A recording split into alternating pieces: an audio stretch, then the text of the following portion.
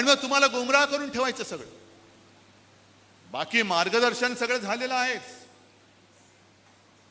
पण हे काही राजकारण आहे ज्या कोणत्या दिशेने आपण जातोय म्हणण्यापेक्षा कोण आपल्याला नेतंय. मला आठवतंय आपण ते शिवसेना प्रमुखांचं फटकारे व्यंगचित्राचं पुस्तक जर का पाहिलं तर त्याच्यात एक व्यंगचित्र आहे आणि ते व्यंगचित्र असं आहे 1978 सालचं, म्हणजे जनता राजवट असेल. पुन्हा परतीचा प्रवास सुरू झाला आणि व्यंगचित्र असं आहे, मला वाटतं संजय ते उद्या परवाकडे सामनात मुद्दामून छापा. पंतप्रधान मोरारजी देसाई होते गुजरातचेच, त्यांनीच त्यावेळेला तो नरसंहार केला होता मुंबईमध्ये.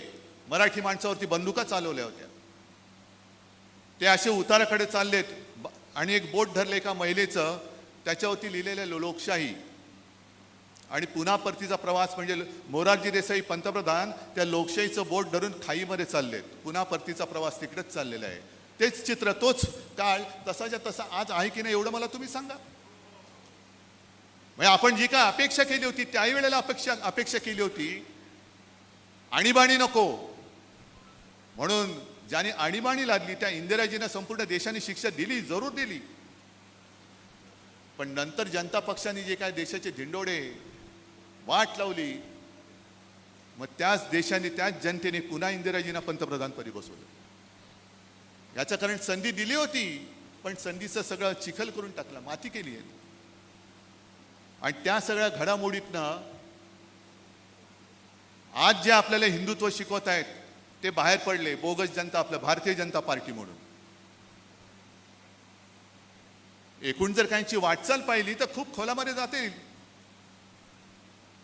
मी काय काँग्रेसच्या वतीने इथे बोलायला नाही आलो, पण आपले मोदी साहेब जे म्हणतायत काँग्रेसनी मुसलमान अध्यक्ष करून दाखवावा, काँग्रेस आणि तुम्ही बघा. पण मला एक दोन गोष्टी आवडल्या. त्यांच्या आत्ताचे जे प्रदेशाध्यक्ष आहेत सपकाळ, ते म्हणाले असं जर का असेल तर संघाने दलित सरसंघचालक करून दाखवावा. आहे ना, लावा ना, शर्यत लावा. आणि आता या येत्या वर्षामध्ये संघाला सुद्धा 100 वर्ष होत आहेत.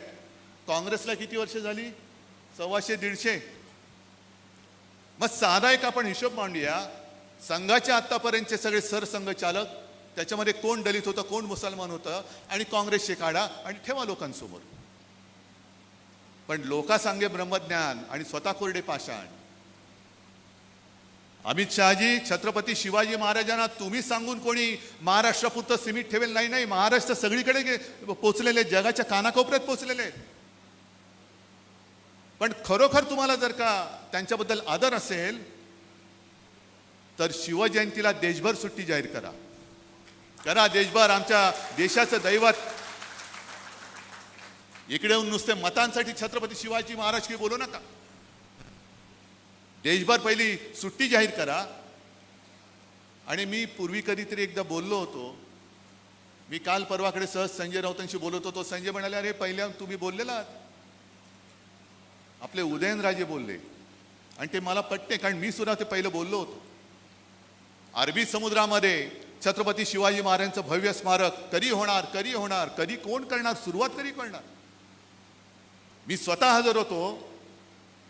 नरेंद्र मोदींच्या हस्ते जेव्हा जलपूजन झालं, कुठे गेलो, काय गेलो, बोटीत बसलो गेलो, आणि मग मोदीजींना एक पट्टा बांधला आणि मग त्यांनी ते सगळं फुलं वाहिली, सगळं मंत्रोच्चार काय चालले होते.